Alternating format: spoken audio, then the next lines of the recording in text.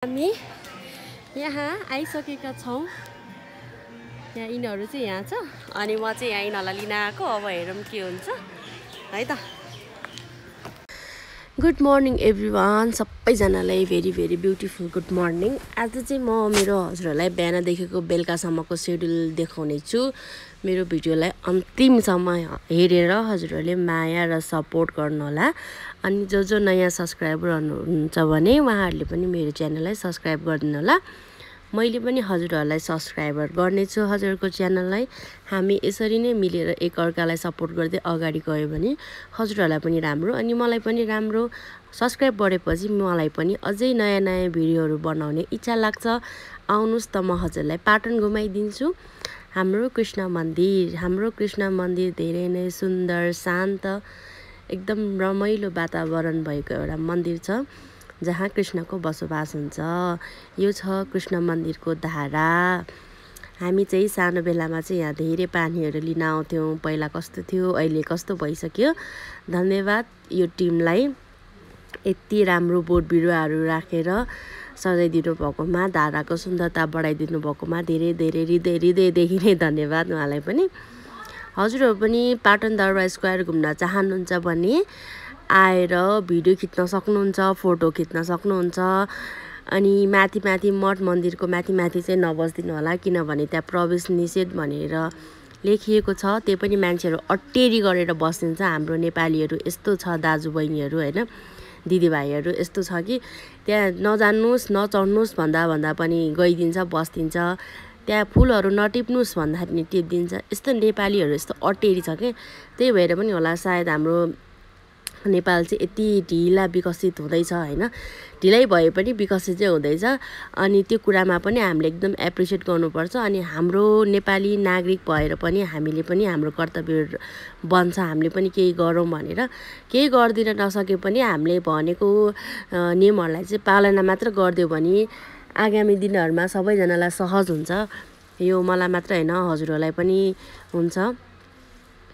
हाम्रो कृष्ण मन्दिर हेर्नुहोस् त, कति सुन्दर छ, कति राम्रो छ, कति सफा छ। नगरपालिका टिमलाई धेरै धेरै धन्यवाद भन्न चाहन्छु फेरि पनि। अनि यहाँ आएर हजुरहरूले फोटो खिच्न सक्नुहुन्छ, भिडियो बनाउन सक्नुहुन्छ, परिवारलाई खुवाउन सक्नुहुन्छ। हेर्नु त मर्निङको टाइममा र बेलुका साँझको टाइममा चाहिँ एकदमै रमाइलो हुन्छ। हजुरहरू पनि आएर एकचोटि इन्जोय गर्नुहोला। जो नयाँ हुनुहुन्छ उहाँहरू पनि आएर एकचोटि भिजिट गर्नुहोला कृष्ण मन्दिर। तपाईँहरू टाढाबाट आउनुहुन्छ भने चाहिँ सिधै लगनखेलबाट झरेर सिधै 10-15 मिनटको बाटोबाट हिँड्दै आयो भने कृष्ण मन्दिर पुग्छ है त। अब हजुरहरूले चाहिँ मेरो भिडियोलाई स्किप नगरिदिकन हेर्नुहोला। आज चाहिँ हामी चाहिँ बुङमती जाँदैछौँ बत्ती बाल्नको लागि। पेनुबिचा भन्छ नेवार भाषामा चाहिँ। मसिन्द्रनाथलाई तानेर लगिसकेपछि चाहिँ 4 दिनपछि चाहिँ गएर मसिन्द्रनाथलाई भेट्ने, बत्ती बाल्ने, अनि आफूले घरबाट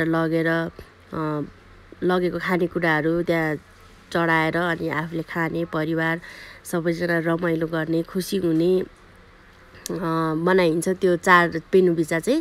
हजुरहरूले चाहिँ मेरो यो भिडियोमा देख्न सक्नुहुन्छ हामी फ्यामिलीहरू कति इन्जोय गरिरहेका छौँ होइन। लास्टसम्म त मैले देखाउन नसकुला, जतिसम्म मैले देखाउन सक्छु हजुरहरूलाई म देखाउने कोसिस गर्दैछु। अनि बिना मेकअप चाहिँ मेरो फेस यस्तो रहेको छ। हजुरहरूलाई थाहा छ यो के हो भनेर मैले भनिराख्नु पर्दैन। यो हो नेवारी ग्वारामरी। अनि मेरो भागमा चाहिँ चिकन छोइला रहेको थियो। चिकन छोइला चाहिँ एकदम कति बफ खाने होइन, बफ खाँदा वाक्क भएर चाहिँ चिकन छोइला चाहिँ मेरो भागमा परेको थियो। गफ गर्दा हामी पनि पुगिसकेछौँ मन्दिरतिर। यो हो बुङमती मन्दिर चाहिँ एकदमै राम्रोसँग बनाउनु भएको छ यो पालि चाहिँ। जेस मसिन्द्रनाथले एकदम नयाँ घर पायो होइन। हेर्नु न हाम्रो सानो बुट्टाहरू कोरेको यो काठमा यति राम्रो सुन्दर देखिएको छ कि हाम्रो नेपाललाई चाहिँ एकदम मनबाट सल्युट गर्छु कि कला र संस्कृतिको धनी देश हाम्रो नेपाललाई चिनिन्छ। साथीहरू यो कुरामा चाहिँ हामीले एकदम गौरव गर्नुपर्छ होइन। हामी नेपाली हौँ भन्नमा चाहिँ एकदम हामीले छाती फुलाएर भन्नुपर्छ कि हामी नेपाली हौँ भनेर। अनि त्यस्तै गर्दै गर्दा हामीले पूजा भाग राख्यौँ। पूजा भाग चाहिँ हामीले घरबाट अलिअलि लिएर आएका थियौँ अनि यहाँ अलिअलि किन्यौँ। अनि यो चाहिँ देख्न सक्नुहुन्छ, यो मेरो भाउजू, मेरो छोरा, मेरो भदैनीहरू, हामी चाहिँ फुल जम्मू फ्यामिली नै गएका थियौँ मन्दिरमा। अनि यो चाहिँ मेरो दाइ रहेको छ। दाइ भाउजू चाहिँ अब मन्दिरमा बुङमतीलाई अब भाग लगेर देउता पूजा गर्दै हुनुहुन्छ। अनि यो पछाडि रहेको छ मेरो ठुलो मम्मी। हामी चाहिँ देउता सेउतालाई पूजा गऱ्यौँ। अनि यो साइडमा रहेको चाहिँ मेरो मम्मीले चाहिँ खासै क्यामेरामा आउनु मन गर्दैन। यो कलेजी कलरको कुर्ता लगाउनु भएको चाहिँ मेरो मम्मी।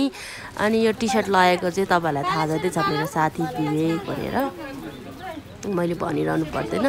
पूजासुजा गरी आइसकेपछि चाहिँ हामीले 108 बत्ती बाल्यौँ पुरा फ्यामिली मिलेर।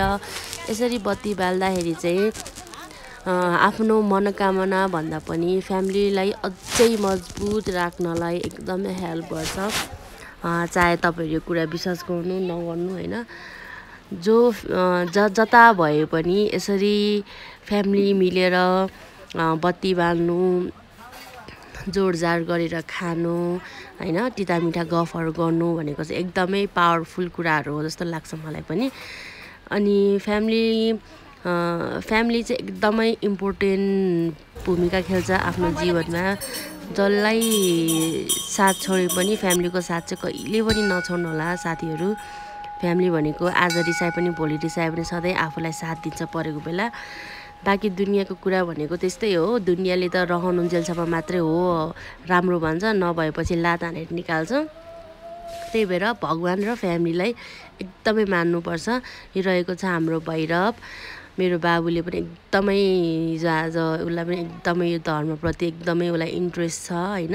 अब हुन त म त सानैदेखि नै धर्ममा एकदमै इन्ट्रेस्ट भएको मान्छे हो। त्यही पनि मेरो नाम उसै त कृष्ण देवी छ होइन। अनि यो सब कुराहरू चाहिँ मेरो लागि एकदमै इम्पोर्टेन्ट लाग्छ मेरो लाइफमा। यो सबै भिडियोहरू खिच्नुपर्ने देखाउनु पर्ने जरुरत त छैन होइन। लाइफ भनेको के हो कसो हो थाहा हुँदैन साथीहरू। आज राम्रो छ भने भोलिको दिनहरूमा जे जस्तो पनि अवस्था हुनसक्छ। त्यसैले चाहिँ यो सब कुराहरू चाहिँ मैले आफ्नो लाइफमा कैद गरेर राख्ने कोसिस गर्दैछु।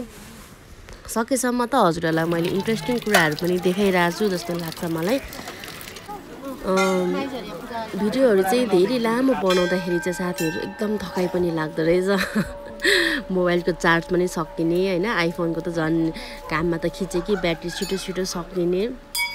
अनि मेरो दिदीको छोरा अनि मेरो छोरा अनि बहिनीहरू चाहिँ अब फोटोसोटो खिचेर अनि हामी फर्क्यौँ। अनि भोक लागिसकेको थियो अनि मैले आरू किनेँ।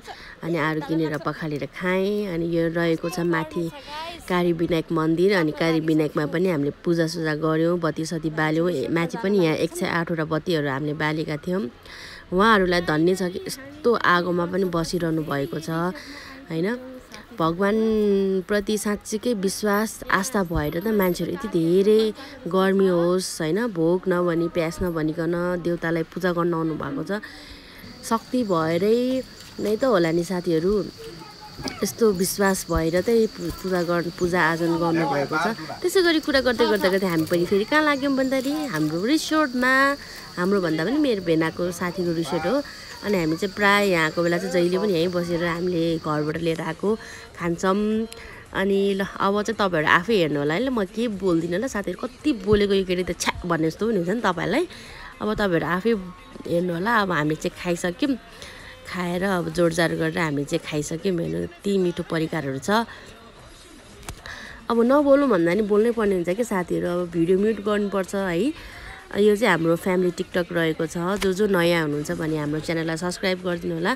म लास्टमा टिकटक अनि इन्स्टाग्राम फेसबुकको पनि म आइडी छोडिदिन्छु, हजुरहरूले त्यसमा पनि हामीलाई फलो गर्न सक्नुहुन्छ। श्रेया कलेक्सनले चाहिँ ड्रेसहरू हायरमा पनि दिने गरेको छ। इफ हजुरहरूलाई चाहिँ ड्रेसहरू कल्चर ड्रेसहरू चाहिरहेको छ भन्दाखेरि चाहिँ श्रेया कलेक्सनलाई पनि हजुरले सम्पर्क गर्न सक्नुहुन्छ।